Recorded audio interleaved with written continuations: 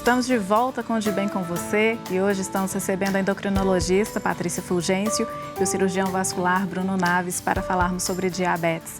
Bom, continuando o assunto, agora vamos para a parte da gestação também, né? Porque mulheres podem ter diabetes gestacional, Patrícia? Isso.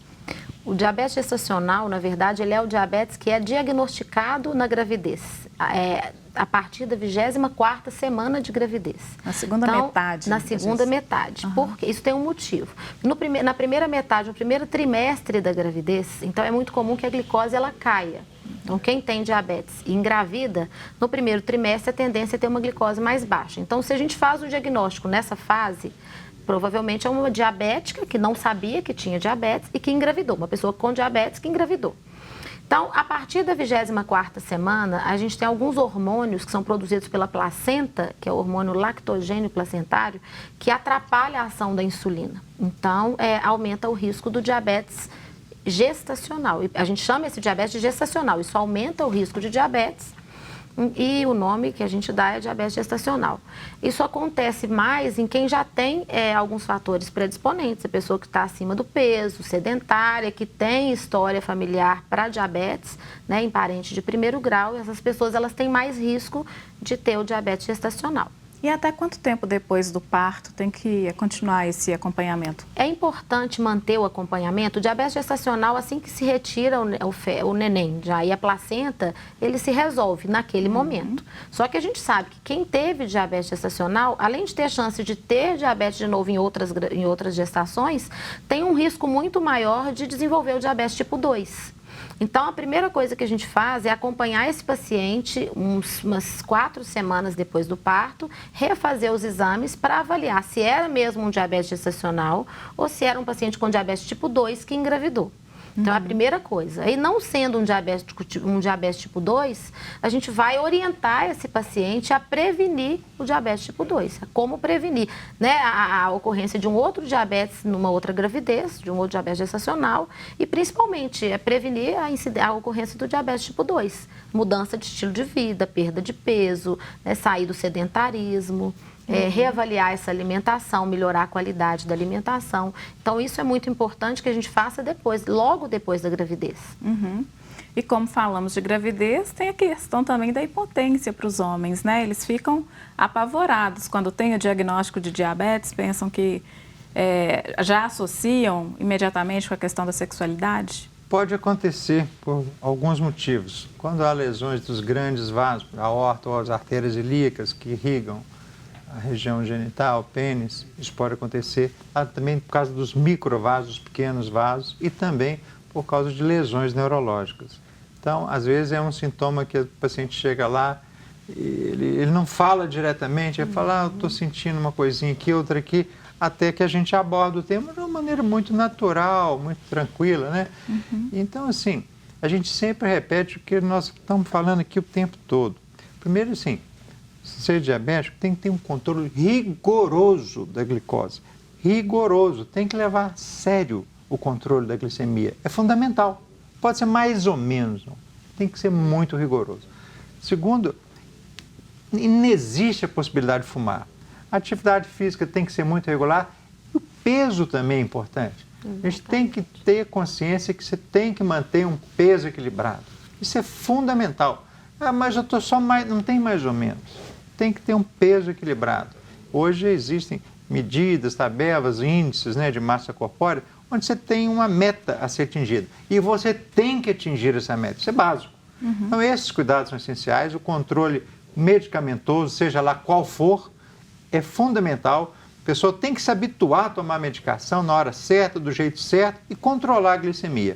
E, além disso, claro, se houver uma lesão vascular, seja ela de aorta, de artéria ilíaca, alguma obstrução, existem formas hoje minimamente invasivas que a gente faz através de tratamento endovascular, onde a gente consegue abrir ou desobstruir a artéria lesionada com resultados excepcionais. Então, assim, não é nenhum Deus nos acuda, não é nenhuma coisa que não exista tratamento, não. O importante é reconhecer e falar abertamente, transparência, olha, eu tenho problemas de ereção, está acontecendo isso assim, a gente faz o estudo adequado, se for detectado que é um problema de origem vascular, é até mais simples que neurológico. A gente consegue desobstruir as lesões e fazer a coisa funcionar tranquilamente. Então, assim, existe solução, mas tem que ser falado. Sim.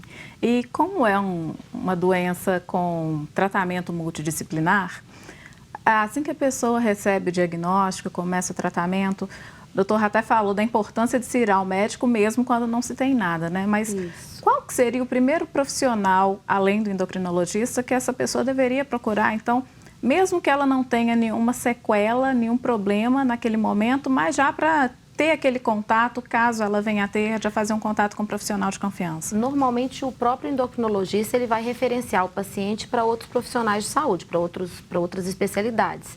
Eu costumo trabalhar junto com uma nutricionista, independente do tipo de diabetes. A nutricionista que trabalha comigo, ela também é educadora em diabetes, ela tem mestrado em educação em diabetes. O que é isso? É justamente ensinar o paciente o que é a doença, como que a gente pode lidar melhor com ela, como que você consegue ter qualidade de vida e fazer o tratamento adequado da doença. Então, eu acho isso fundamental. Se o paciente tem diabetes tipo 2, é importante eu já referenciar o paciente a um oftalmologista. Por quê? Porque muitas vezes o diabetes tipo 2 ele é mal diagnosticado, é subdiagnosticado. Então, às vezes, a gente diagnostica o diabetes e o paciente já tinha mais de 5 anos. Então, a gente já tem risco de complicação.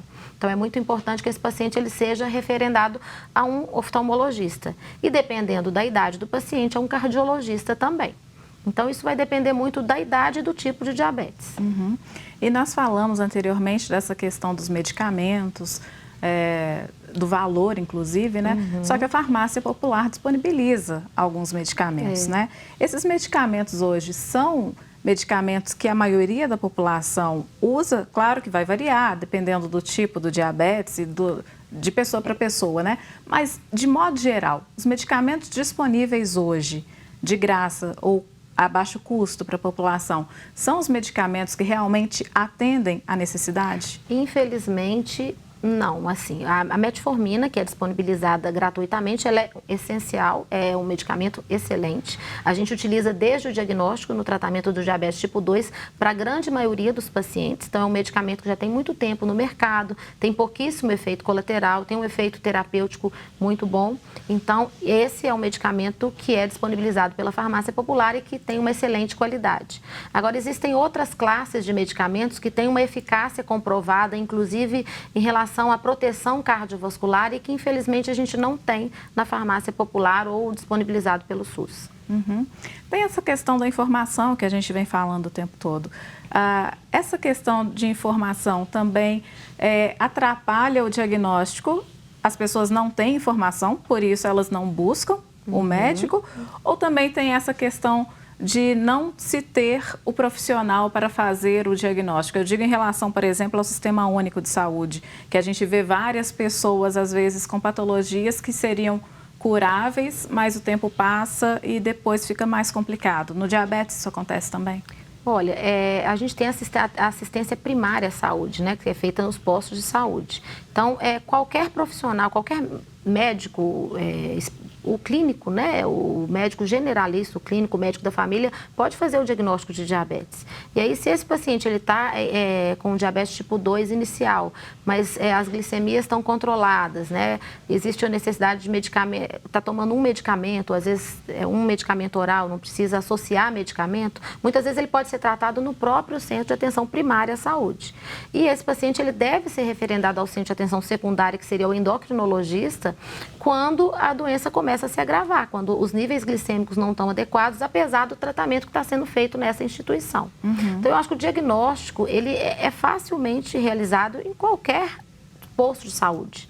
E depois esse paciente, o que a gente tem dificuldade hoje, que eu vejo que o tratamento pelo SUS é complicado, o paciente ele não consegue muitas vezes endocrinologista em tempo hábil.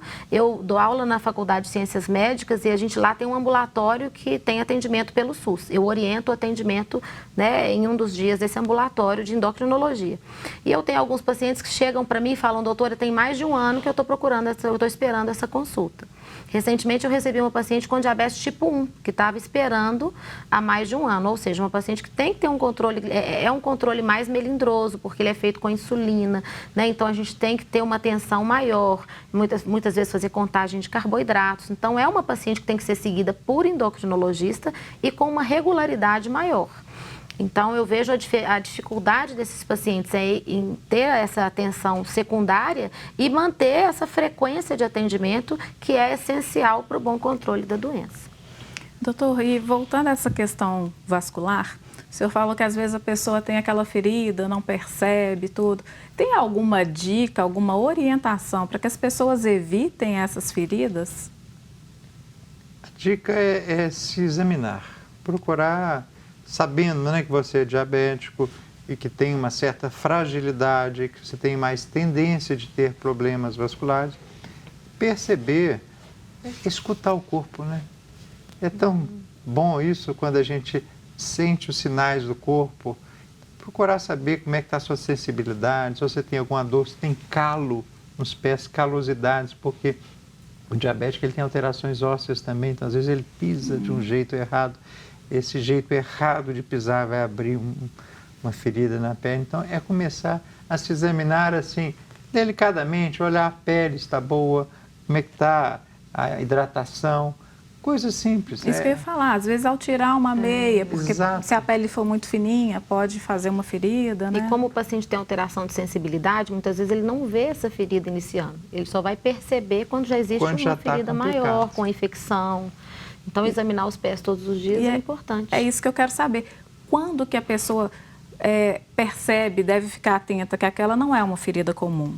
Sempre. Eu acho diabetes. Mas assim, uma ferida vai se fechando. Não existe ferida comum. Uhum. Na verdade, qualquer ferimento pode ser uma porta de entrada para bactéria. Se isso acontecer... No paciente com diabetes? No diabético é mais acentuado. Então, ele vai ter mais sintomas, ele pode ter mais problemas. Então, paciente sabidamente diabético, não existe ferida comum. Se tem algum problema, melhor cuidar rapidamente, procurar auxílio médico e falar, eu estou com machucado aqui, o que eu devo fazer? Procurar orientação. Ele tem um médico que já está controlando ele, um médico de confiança.